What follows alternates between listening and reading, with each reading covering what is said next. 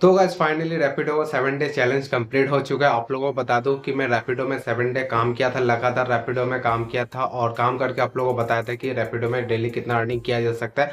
तो आज मैं आप लोगों को बेसिकली बताने वाला हूं कि 7 दिन काम करके मैंने टोटल कितना अर्निंग किया, कितना मेरा पेट्रोल का खर्चा बचा और कितना मैं सेव कर पाया। ओके, साथ ही साथ दोस्तों आप लोगों को और भी बहुत ही इंपॉर्टेंट टिप भी देने वाला हूँ, जैसे कि किस टाइम पे काम करना सबसे ज्यादा अच्छा होगा, किस टाइप के ऑर्डर एक्सेप्ट करना सबसे अच्छा होगा, किन किन एरिया में रह के काम करना होगा ताकि आपको बैक टू बैक ऑर्डर मिले, और कौन कौन से एरिया में किस किस टाइम नहीं जाना होगा ताकि आपका टाइम बर्बाद ना हो। ये भी आज के इस वीडियो में आप लोगों को बताने वाला हूँ। तो वीडियो बहुत ही ज्यादा इंपॉर्टेंट एंड इन्फॉर्मेटिव होने वाली, एंड तक जरूर देखना। तो चलिए वीडियो स्टार्ट करते हैं।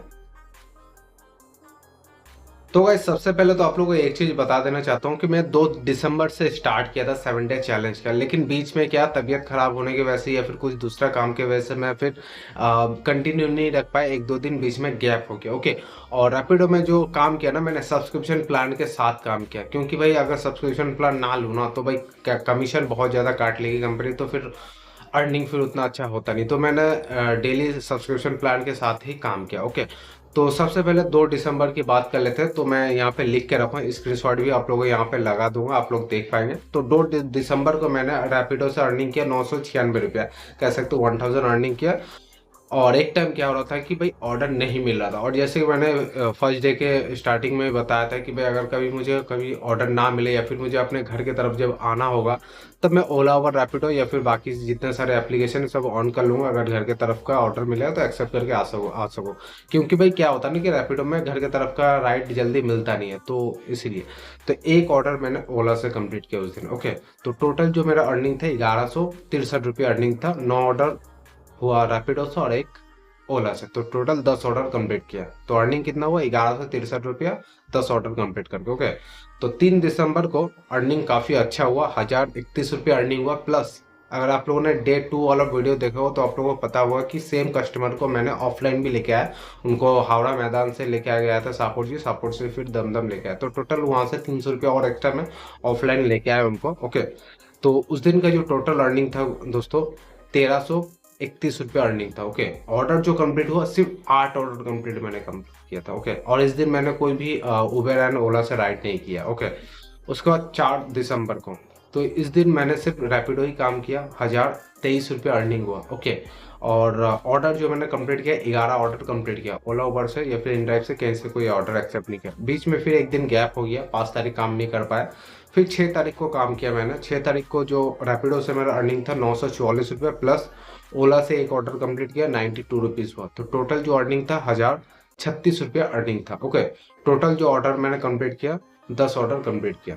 एंड 7 तारीख का जो अर्निंग था मेरा, थोड़ा सा उस दिन अर्निंग घट गया। ओके, क्योंकि उस दिन थोड़ा सा लेट से भी निकला था मैं, तो 737 रुपया उस दिन का अर्निंग था, 7 ऑर्डर कंप्लीट करके, सिर्फ 7 ऑर्डर कंप्लीट करके। ठीक है, फिर एक दिन और गैप हो गया उस दिन। ओके, 8 तारीख को काम नहीं कर पाए। 9 तारीख को काम किया, 524 रुपया रैपिडो से अर्निंग हुआ और 251 रुपया उबेर से अर्निंग हुआ। ठीक है, तो टोटल जो अर्निंग था मेरा 775 रुपया अर्निंग था। ऑर्डर जो मैंने कंप्लीट किया, 5 ऑर्डर रैपिडो से कंप्लीट किया और 2 ऑर्डर उबेर से कंप्लीट किया। ओके, उसके बाद 2 दिन फिर काम नहीं कर पाया, तबीयत काफ़ी ज़्यादा खराब था और बाइक में एक छोटा सा मेजर प्रॉब्लम आ गया था। अगर आप लोगों ने वीडियो देखे होंगे सभी वीडियो तो आप लोगों को पता होगा। ओके, तो जिस वजह से 2 दिन काम नहीं कर पाए। फिर 12 तारीख को काम किया। 12 तारीख का जो अर्निंग था मेरा 1018 रुपया अर्निंग था। ओके, 11 ऑर्डर कंप्लीट किया टोटल।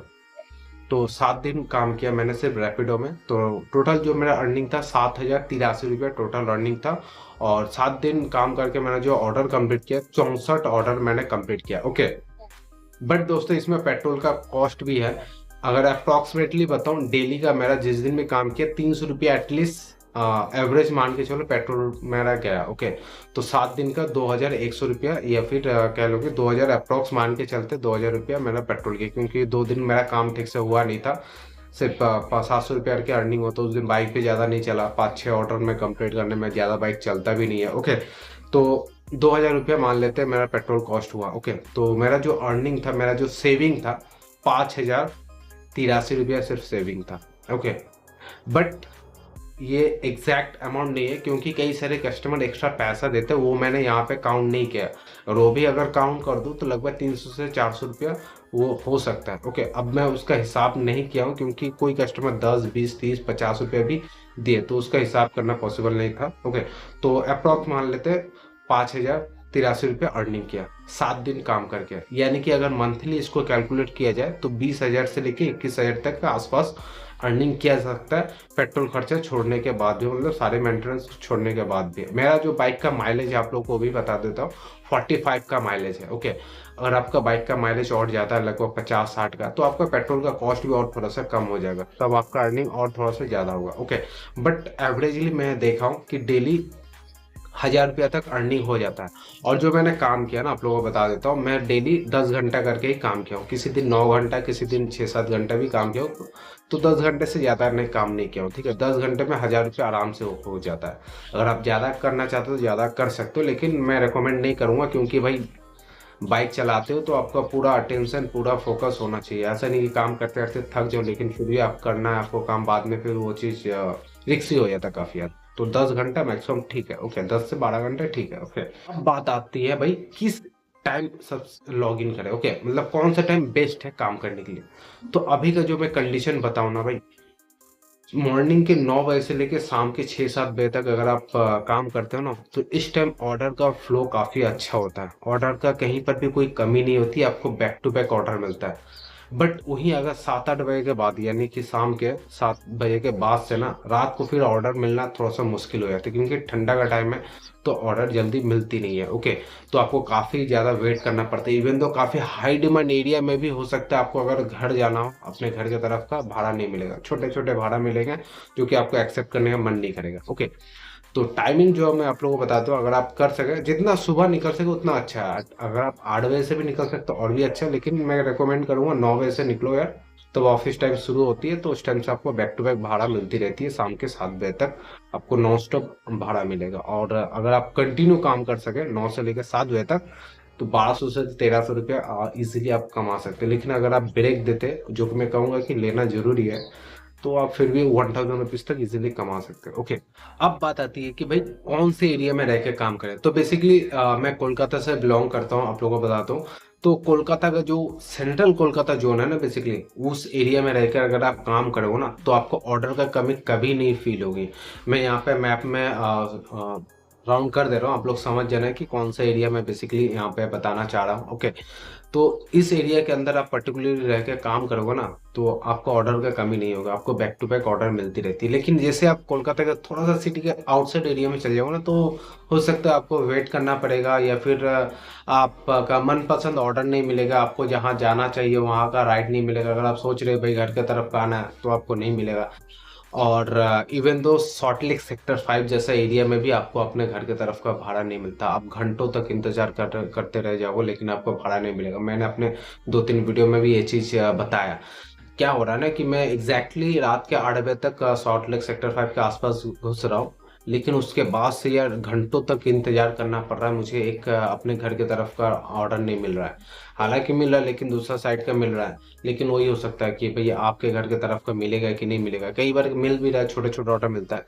तो अभी क्या हो रहा है ना कि भाई ठंड का टाइम है ना, तो इस वजह से क्या हो रहा है कि भाई रात को ज़्यादा भाड़ा नहीं मिल रहा है। तो सॉल्ट लेक सेक्टर 5 अगर जाते हो रात के टाइम में, तो आपको 7 बजे से या फिर 8 बजे से पहले वहां से भाड़ा लेकर निकल जाना है, वरना फिर आपको काफी इंतजार करना पड़ सकता है। ओके, अब दोस्तों लास्ट में बात आती है किस टाइम में किस जगह नहीं जाना चाहिए। ओके, तो सबसे पहले सॉल्ट लेक सेक्टर 5 की बात कर लेते हैं। तो सॉल्ट लेक सेक्टर 5 में जैसे आप सुबह से ऑन करेंगे ना, तो ऑफिशियल एरिया ज्यादातर भाड़ा आपका सॉल्ट लेक सेक्टर 5 के आसपास का ही मिलेगा। ओके, तो आप जा सकते हैं, लेकिन वहां पे जाने के बाद ना आपको बैक ऑर्डर जल्दी मिलेगा नहीं, वहां से कोई रिटर्न ऑर्डर नहीं मिलता। तो ये बहुत ही ज्यादा बड़ा ड्रॉबैक है। ओके, तो यार गलती मत करते ना उधर जाने का। आप सेंट्रल कोलकाता के आसपास काम करो, उधर सही है। 7-8 किलोमीटर का, 10 किलोमीटर का राइड कंटिन्यू एक्सेप्ट करते रहो। शाम के 3 बजे के बाद आप सॉल्ट लेक सेक्टर 5 एरिया के आसपास घुस सकते हो, या फिर न्यू टाउन वाला जो एरिया विश्व बांग्ला गेट या फिर इको स्पेस के आसपास अगर चल जाते हो, फिर आपको वहां से बड़े बड़े राइड मिल सकते हैं, बैक टू बैक फिर भाड़ा वहां से मिल जाती है। ओके, बट यदि आप ऑफिस टाइम में, मतलब मॉर्निंग के टाइम में, दोपहर 2 बजे से या 3 बजे से पहले सॉल्ट लेक सेक्टर 5 या फिर इको स्पेस की तरफ या टीसीएस की तरफ उधर अगर चल जाते हो ना, तो आपको नहीं मिलने वाले। तो न्यू टाउन का बेसिकली आपको जाना है शाम के 3-4 बजे के बाद, विश्व बांग्ला गेट के आसपास या फिर इको स्पेस के आसपास। और अगर आप न्यू टाउन एरिया में जाते हो तो सिटी सेंटर 2 के पास मत चले जाना गलती से, उधर भाड़ा बिल्कुल भी नहीं है। तो उस एरिया में बेसिकली आपको न्यू टाउन एरिया में विश्वबंगला गेट के आसपास ही ज़्यादातर भाड़ा मिलेंगे, और आपका इको स्पेस के आसपास ही ज़्यादातर भाड़ा मिलते हैं। ओके, वो भी शाम के टाइम में। ओके, जब आपको रिटर्न आना हो। ऐसे दिन भर तो आपको उधर के भाड़ा मिलेंगे जाने के, लेकिन वहाँ पे जाने के बाद आप फंस जाओगे, आपका कई घंटा बर्बाद हो जाएगा। ओके, उसी तरह सॉल्ट लेक सेक्टर 5 में भी सेम उसी तरह आपको अगर जाना है तो 3 बजे के बाद वहाँ पे पहुंचो, वहाँ से आप बैक ऑर्डर लेके निकल सकते हो, वरना फिर आपको वहाँ पे इंतजार करना पड़ेगा ऑर्डर के लिए। आप कितना घंटे इंतजार करना पड़ेगा कोई ठीक नहीं है। ओके, अब दोस्तों इन 7 दिनों के दौरान मैं काम करते हुए एक चीज नोटिस किया, रैपिडो में एक और अपडेट आया। इसमें कंपनी बता रही है कुछ सेलेक्टेड एरिया जहाँ पे जाने पे ना आपको बेसिकली बहुत ही छोटे छोटे ऑर्डर मिलेंगे, और जो बड़े ऑर्डर भी मिलेंगे ना तो उसमें पैसा बहुत ही ज्यादा कम मिलेगा। तो कौन सा एरिया जहाँ पे आपको गलती से भी नहीं जाना उस एरिया में, और अगर जाते हो तो फिर आपको एक्सेप्ट करना ही पड़ेगा वो ऑर्डर, और कोई ऑप्शन नहीं, क्योंकि उस एरिया में उसी टाइप के ऑर्डर होते हैं और उस ऑर्डर में पैसे बहुत कम मिलते हैं। ओके, वो क्या है अपडेट नेक्स्ट वीडियो में आप लोगों को बताऊंगा। तो आज का वीडियो अगर आप लोगों को अच्छा लगा तो प्लीज लाइक जरूर कर देना, और चैनल को अभी तक सब्सक्राइब नहीं किया दोस्तों, चैनल को जरूर सब्सक्राइब कर लेना। मिलता है बहुत जल्द नेक्स्ट और फ्रेश वीडियो के साथ, तब तक के लिए जय हिंद।